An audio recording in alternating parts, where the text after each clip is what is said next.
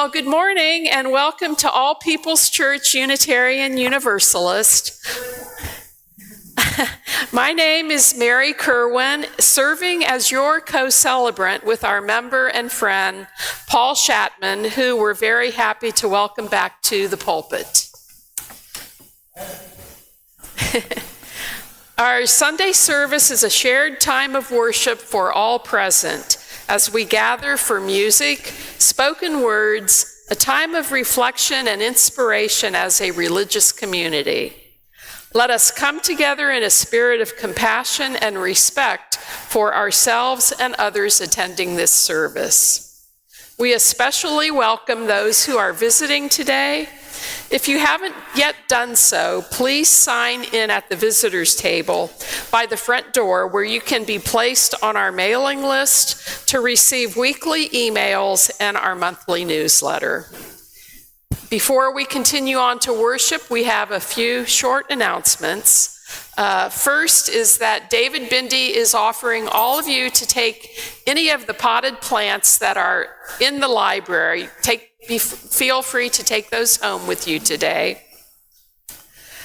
And I also wanted to announce that today is a choir Sunday, and we'd like to take this opportunity to formally introduce our new choir director, Joshua Jordan.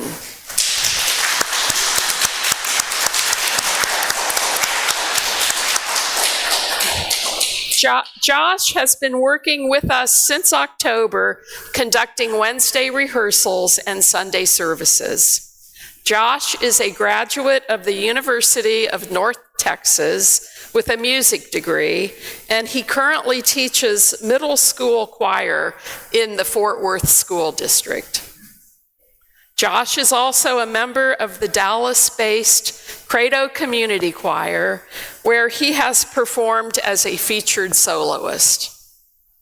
When you can, everybody, please introduce yourselves to Josh and extend a big All People's Church welcome.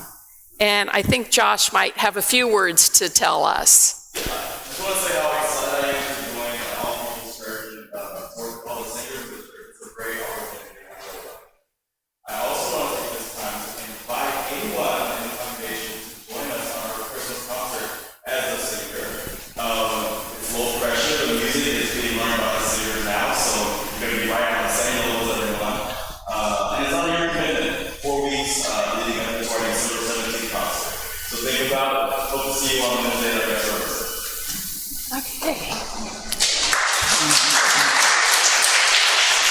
Welcome, Josh. We're really happy to have you officially on board now.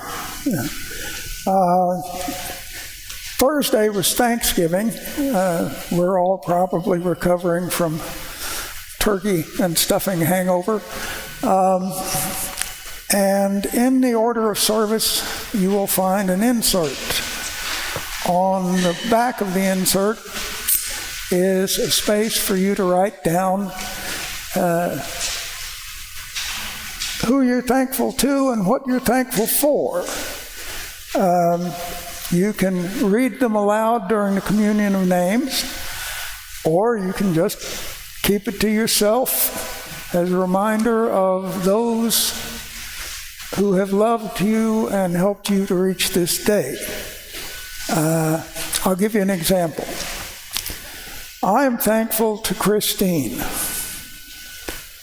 who graced my life for 53 years.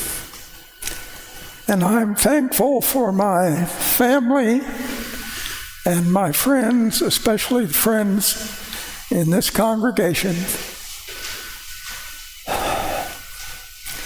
who are helping me to go on.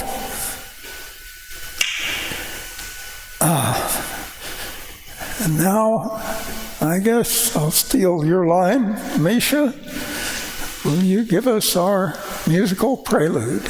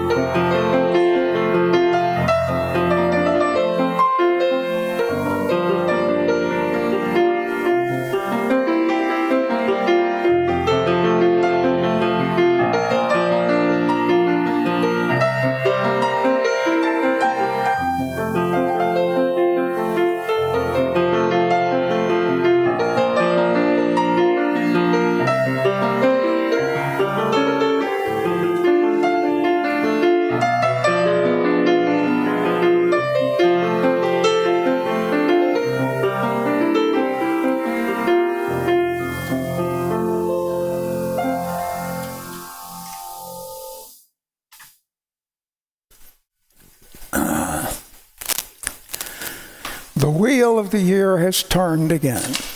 Once more, the Thanksgiving season has arrived. How shall we sing our song of gratitude now?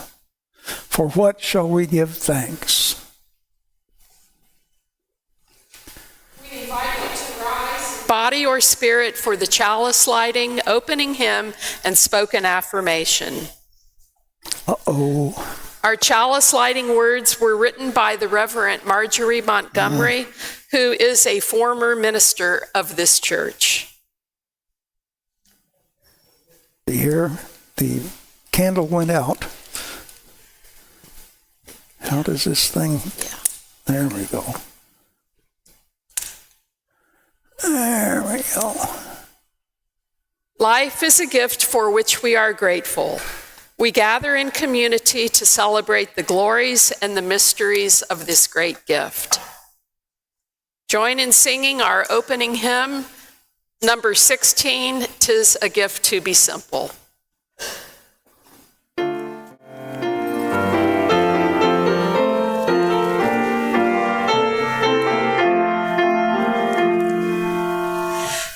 "'Tis a gift to be simple,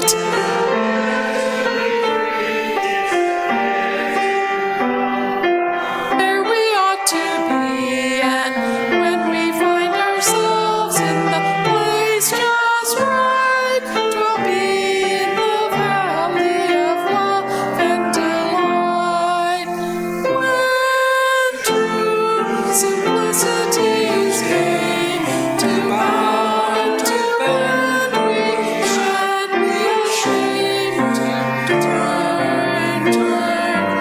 We are delight, till turning we come round right. Our unison affirmation is, love is the doctrine of this church, the quest of truth is our sacrament, and service is our prayer. To dwell together in peace, to seek knowledge and freedom, to serve others in community, to the end that all souls shall grow into harmony with creation. Thus do we covenant with one another. The young at heart, I believe, are now invited to come forward if you'd like, or Paul will deliver his story from the pulpit here. Even those of you who are young at heart would probably feel better staying in your chairs. Most of us know the story of the little red hen, right? Anybody doesn't know it? Okay. So the little red hen is going to bake a cake, and she asks who will help her harvest the grain. And all the little animals say, "Not I." And who will help her grind the grain? "Not I." And who will help her sift the flour? And on and on and on and on and on. And I mean, she even had to go to the store to get the eggs because the other hens wouldn't lay them for her. It was just terrible. And she eventually makes the cake and icing and the whole thing. And she says, "Who will help me eat the cake?" And the pig and the duck and the goat and the cow and the geese and everybody says, "I will." And the little red hen says, "No, you won't. I'm going to eat it all myself." Obviously, she wasn't a Unitarian Universalist hen, because that's probably not the kind of answer UUs would give. I was thinking about it, and it occurred to me that what this was a very subtle lesson in capitalism. Those who will not work shall not eat, which is one of the harsher rules of capitalism. But I think the little red hen should have had a better answer. She should have said, "Come and welcome," because it was a moment to teach about the gift of giving to others without expecting anything in return. And that, to me, is a kind of grace that the human race could use more of, especially these days. We look around the world to Gaza, to other places, where people in their frustration and anger are doing terrible things to each other that only prolong the frustration and the anger that impelled them to act out in the first place. It doesn't make any sense.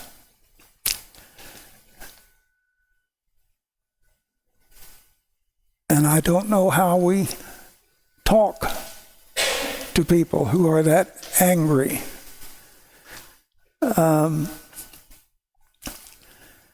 But it seems to me that we could all use a little more generosity in our dealings with others.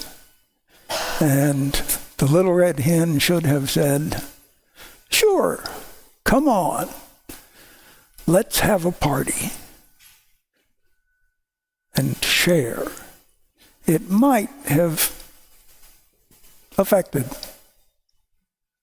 the attitudes of the creatures around her. Okay, maybe not the pig, but most of them. So that was the Little Red Hen reconsidered, short version for grown-ups. So. We will reconsider and not sing the children's recessional today. Our offertory words are thus: "For the gifts which we receive and the gifts which we ourselves are, may we be truly grateful. May we be committed to using these gifts to make a difference in the world, to increase love and justice, to decrease hatred and oppression, and to expand beloved community, to share and to keep sharing. Your contributions will benefit the missions of our church, as well as an outreach to the larger community by sharing the undesignated cash offerings each week. We do this on a quarterly basis for a nonprofit or a charitable organization. In keeping with our commitment to share the plate, we have recently sent checks to the Eastside Community Assistance, as well as the Texas UU Justice Ministry, both for about $1,000, which was collected earlier this year. Our current Share the Plate recipient is Jane's Due Process. From their website, the mission of Jane's Due Process is to help young people in Texas navigate parental consent laws and abortion bans to confidentially access reproductive services. The offertory will now be gratefully received. Will the ushers and the choir please come forward?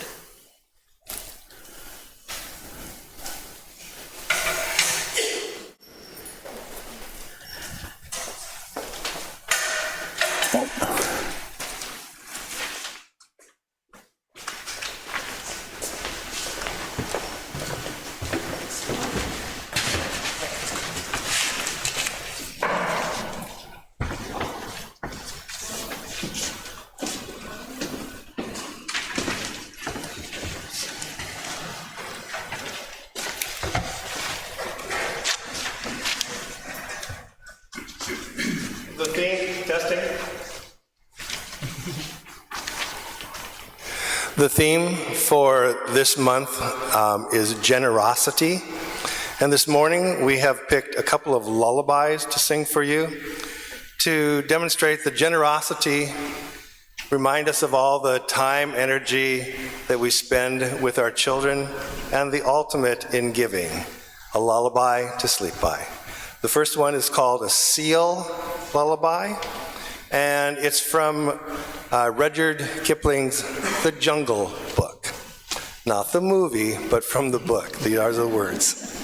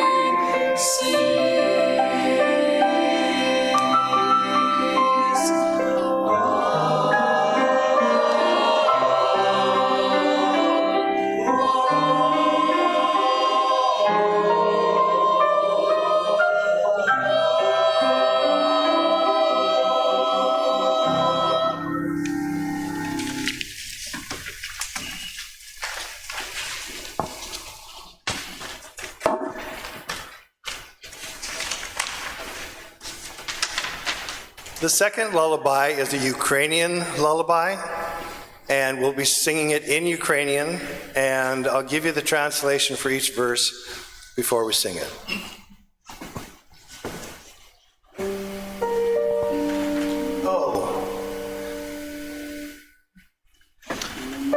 The dream passes by the windows, and sleep passes by the fence.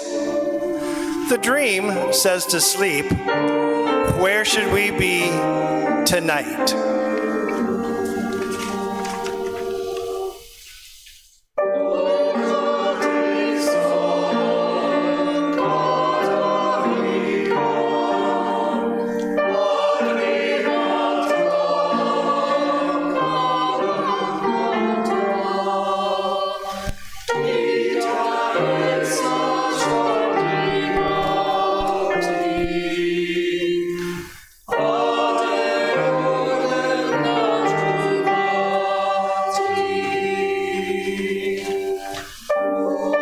Where the house is warm, where the child is tiny, there we will go and rock the baby to sleep.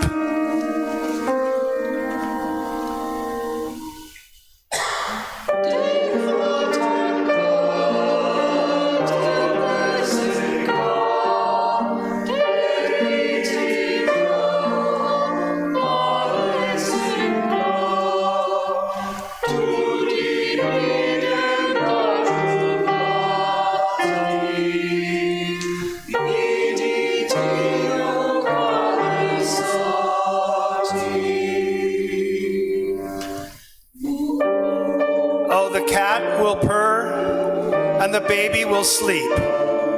So the kitty will be purring, and the baby will be sleeping.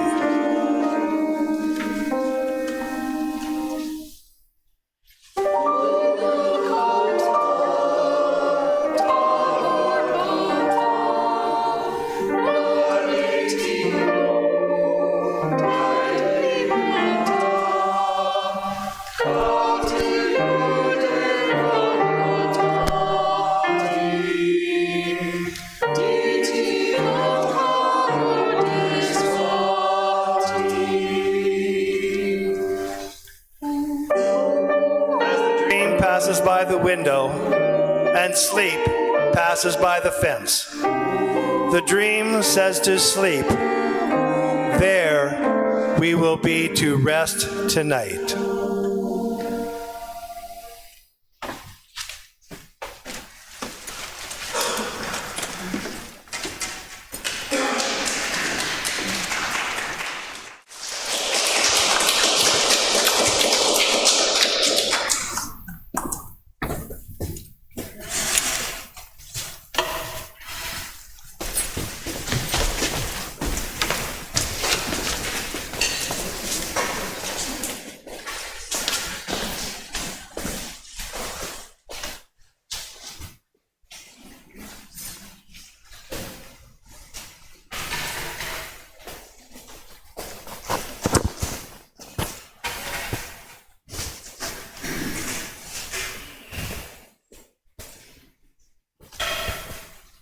And now, at this time in our service, we pause to give time and attention to the things in our community that are important to us. We gather here for healing and peace in our hearts and to acknowledge the shared stories and the news from the congregation. Each week, there is a journal outside the entrance to the sanctuary where you can write a message of memory or hope before the service. We honor these messages by lighting 3 candles here next to our chalice. Also, at any time during the service, you're welcome to come forward and light a candle in our meditation center here at the side of the chancel. Today, from our book of Memory and Hope, we include one message, and these are words of wisdom from David Bowie. Aging is an extraordinary process whereby you become the person you always should have been. The season of giving is upon us. Instead of fighting them all, wrapping, packing, and standing online at the post office, give those you love the grace of giving to others. I would suggest the UNICEF USA, and the Heifer International gift catalogs, as well as the Unitarian Universalist Service Committee, to make donations in honor of your loved ones. And I believe that message was from Paul.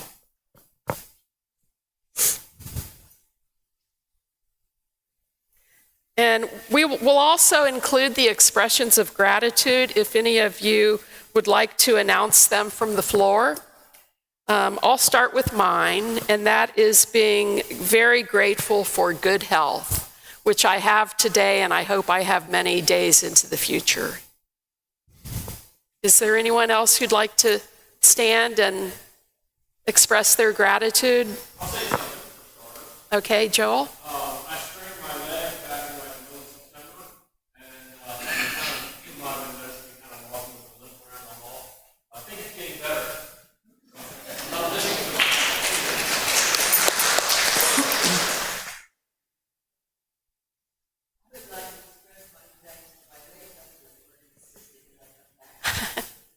Oh.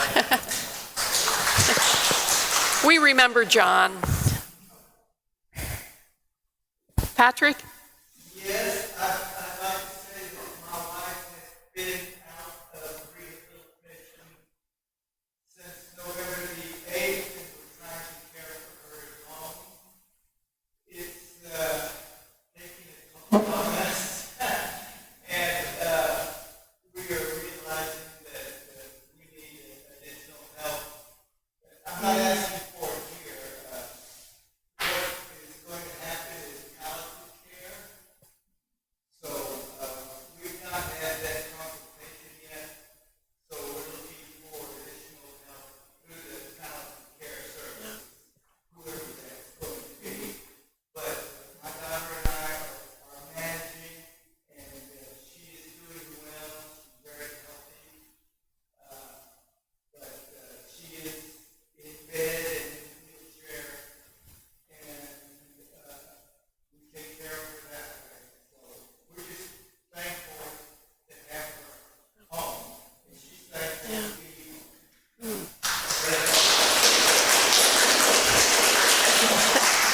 Patrick, we're wishing you all the best as you navigate this challenging milestone in your lives. I have two groups of people in this church that I want to spend special thanks to. First, the worship arts, because we come here on Sunday and go, oh, wasn't that nice? But there's a lot of work that goes into the finding the speakers, coordinating the meetings, and just organizing everybody. And if anybody would like to help the worship arts, they are always open to volunteer. But it is unsung work that they do, and we've been surviving without a pastor because of the worship arts.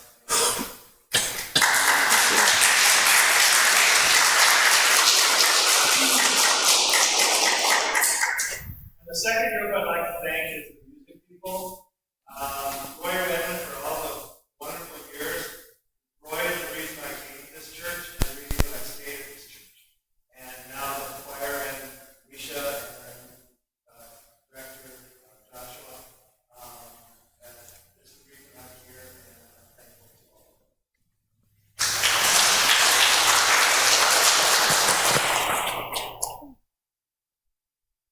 Right. Yeah.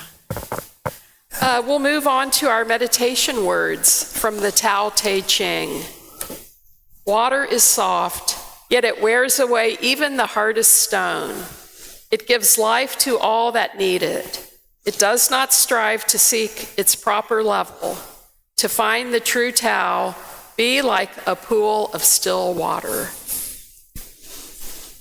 Please now settle comfortably and pause for a few moments of quiet meditation to hold and to uplift the sorrows and the celebrations, both spoken and unspoken among us. And then Misha will lift our hearts with music.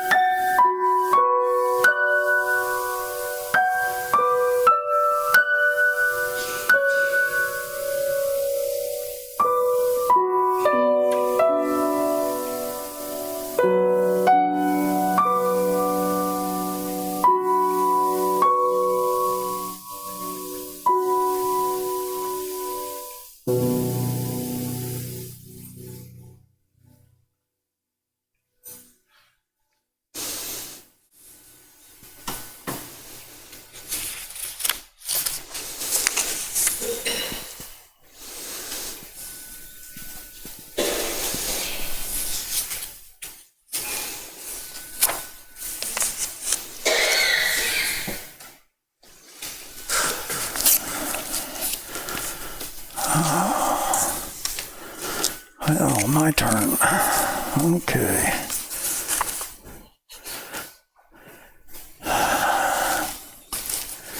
Okay, the reading comes from Living on the Earth by Alicia Bay Laurel.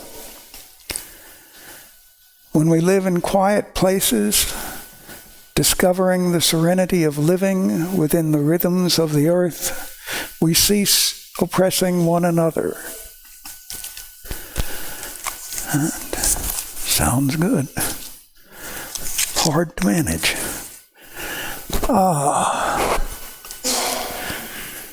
Unitarian Universalists pride themselves on being open, tolerant, accepting of every individual's authority to shape and exercise their spiritual, moral, and ethical beliefs. Oh, yeah? Seen any Republicans around here lately? We used to have a few back in the day.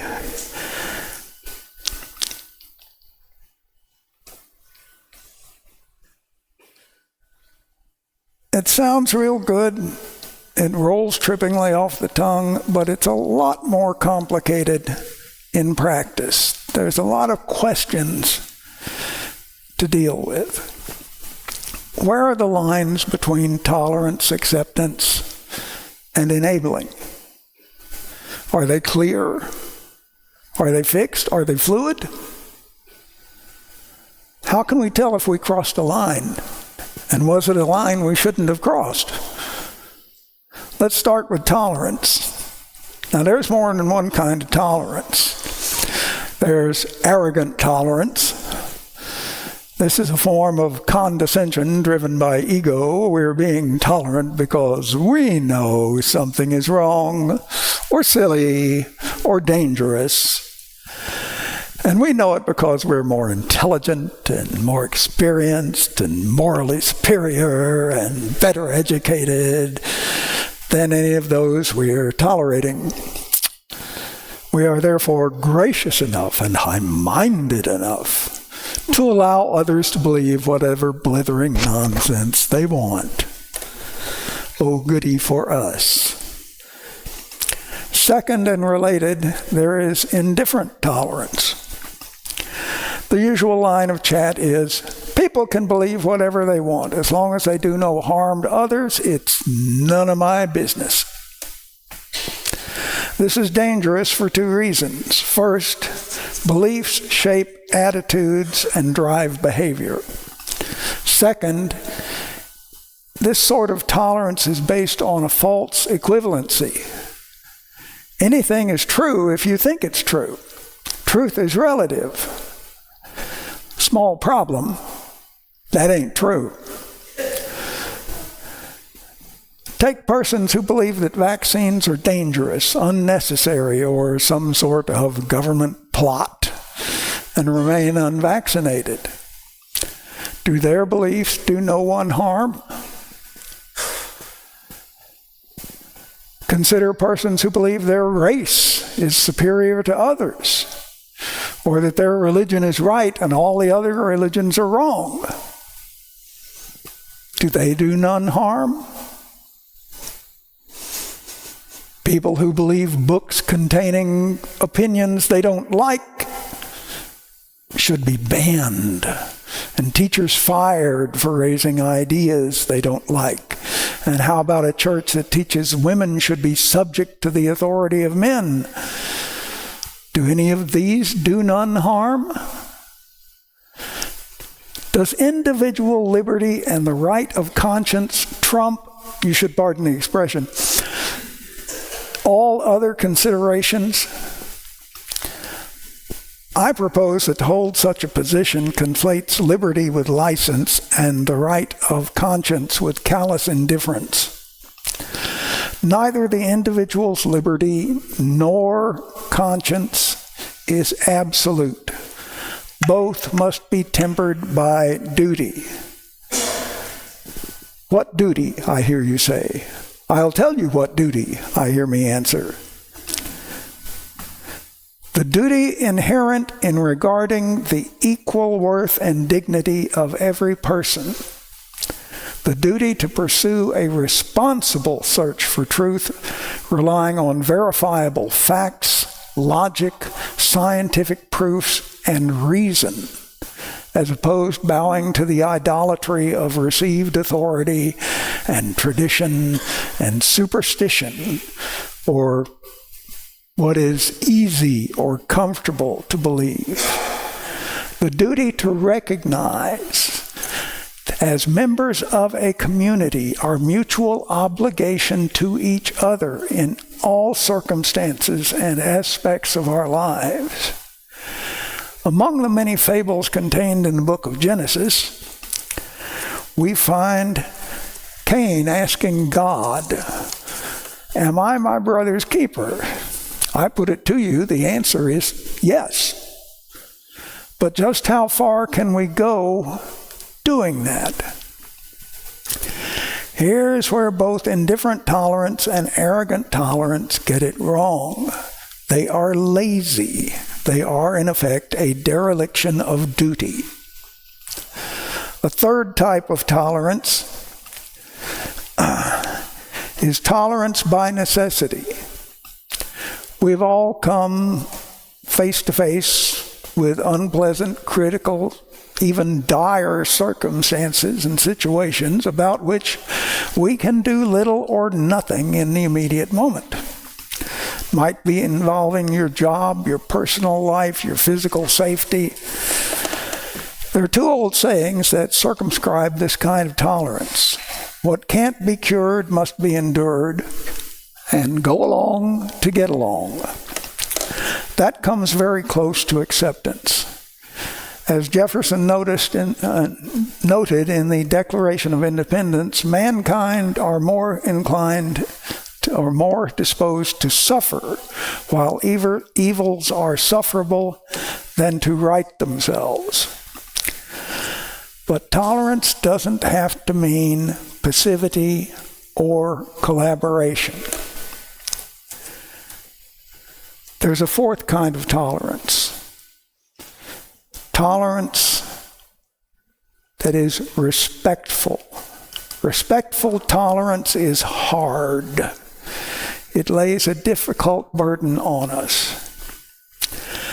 As UUs, we believe the individual's freedom of religious expression, the worth and dignity of all human beings, and the ethical application of religion in human relations. What about a religion that preaches the subjugation of women, or enforces the caste system, or insists on racial superiority, or makes a virtue of attacking others in the name of the true religion?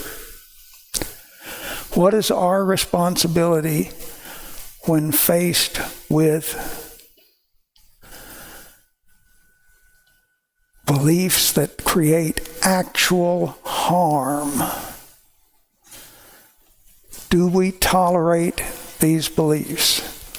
As Unitarian Universalists, we have covenanted with one another as equals in individual liberties and rights of conscience. That's okay as far as it goes, but it doesn't go as far as folks might think. The covenant does not pledge us to accept or promote false beliefs. But, and it's a big but, how far can we go? How far must we go to oppose what we judge to be evil beliefs, whether they're spiritual or secular? Better still, to what extent can we tolerate such beliefs? And how do we do that? We have to draw a line here. Well, where do we draw the line? What exactly is the line between tolerance and acceptance? The more I think about it, the more I think that line is like the sound barrier. It doesn't really exist. Whatever we tolerate, to the degree we tolerate it, we're accepting it. Of course, we're accepting it for ourselves, but we're also accepting it for others. Now, acceptance can be interpreted as many things. It can be an act of courtesy, of generosity, of civility, a strategy to achieve social, political, or economic gain, a tactic to preserve your physical safety, an act of moral cowardice, or simply a way to avoid uncomfortable social situations. None of these, by the way, are mutually exclusive.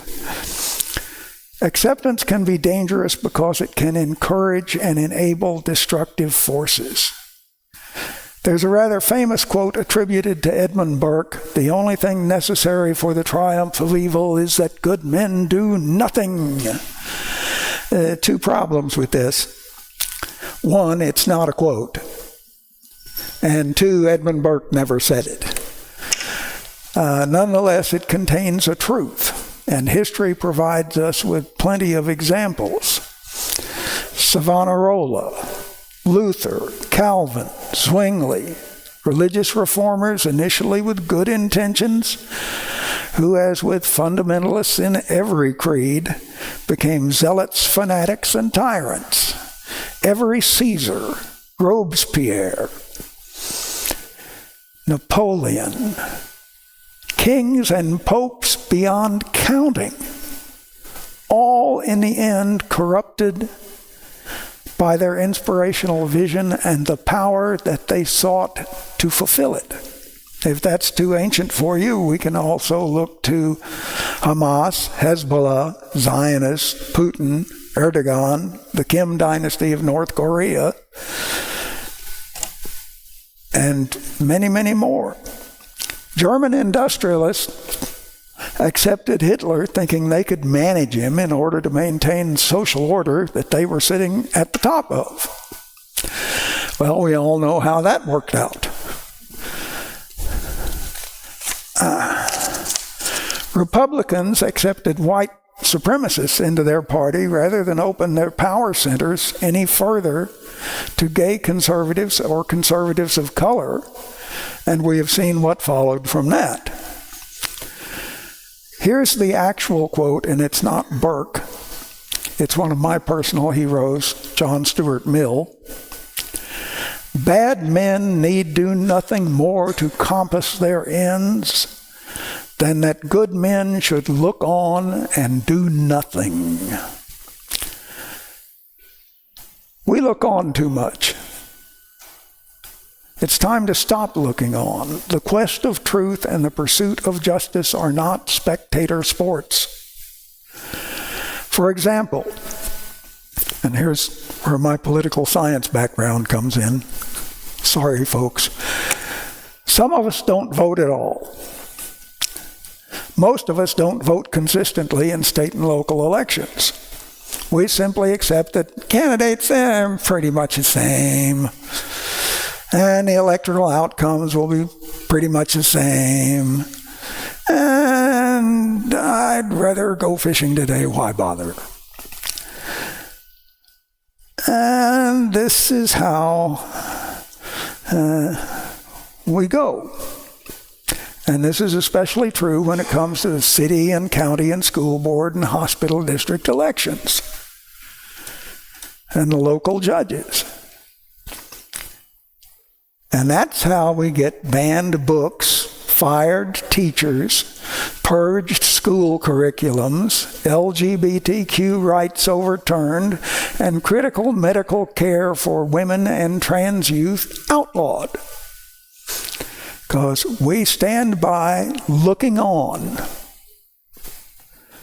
As I see it, in any human interaction, we have two fundamental responsibilities. First, to recognize that our levels of tolerance and acceptance affect more than ourselves. So we have to think carefully about what we're willing to tolerate. Second, to consider what we are willing to do to identify and oppose what we are unwilling to tolerate. As with tolerance, the line between acceptance and enabling is so unclear as to be non-existent. In practice, tolerance, acceptance, and enabling are distinctions without a substantial difference. When we tolerate actions, words, ideas that we find or believe to be wrong or reprehensible or dangerous, we are in fact nurturing those errors. We are giving them breathing space and power. We are enabling them to feed and grow stronger. We have to stop giving house rooms to false and dangerous ideologies. We must stop looking on and doing nothing. We must speak out and engage the authors and promoters of the harmful beliefs, and even go so far as to confront and oppose them publicly. Who am I to say so? Yeah, well, who do I have to be? As Unitarian Universalists, each of us is the sole arbiter and final authority of our own conscience. Naturally, and as a practical matter, to establish a higher profile and attract support from other groups in the community, it would be better if we could achieve a congregational consensus, picking what, when, where, and how to fight our fights, rather than acting as single individuals. But only a demagogue would insist that everyone else is entitled to his opinion. Now, after going all around the houses, let's go back to those Republicans and conservatives I mentioned in the opening. Where are they that used to be friends and members?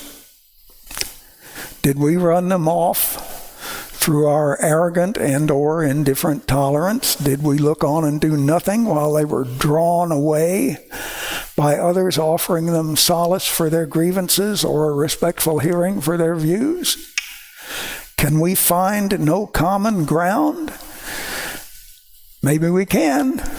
The election results on November 7th were a very big surprise to certain factions of the conservative movement that I regard as insanely evil.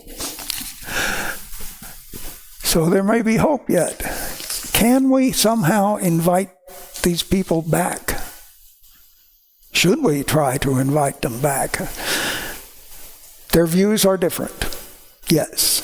Fiscally and socially conservative to a large degree, more so than ours. But they are not all megalomaniacs. The log cabin Republicans, the conservatives of color, the few remaining actual moderate Republicans that still exist, not to mention the thousands of newly self-baptized independents who quit the GOP when they could no longer stand what was happening there. Why should we want to invite them? Well, to broaden our circle, to broaden our appeal, to broaden our minds, to learn anew, and it wouldn't have to hurt to have a few more bucks in the Sunday offering plate if we had some conservatives with deep pockets in the congregation. Over the last 20-odd years, Unitarian Universalists have come very close into locking ourselves into a sort of stubborn orthodoxy that we claim to abhor. To refresh the spiritual and intellectual well springs of our faith, we must encounter and engage among ourselves, because we don't all think alike, and with people from outside our faith whose beliefs differ from ours. And we should do it, if not enthusiastically, then at the very least we should do it respectfully. And now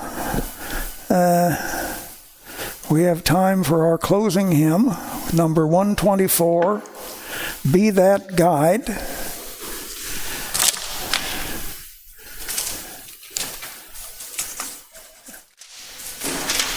And I thank you for your time.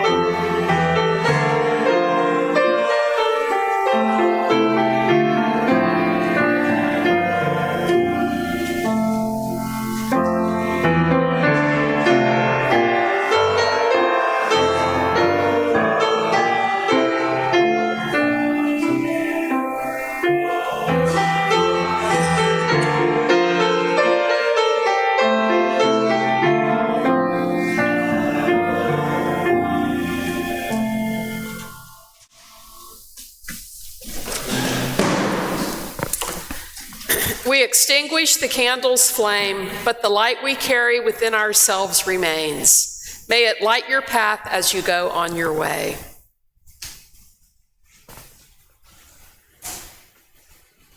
As usual,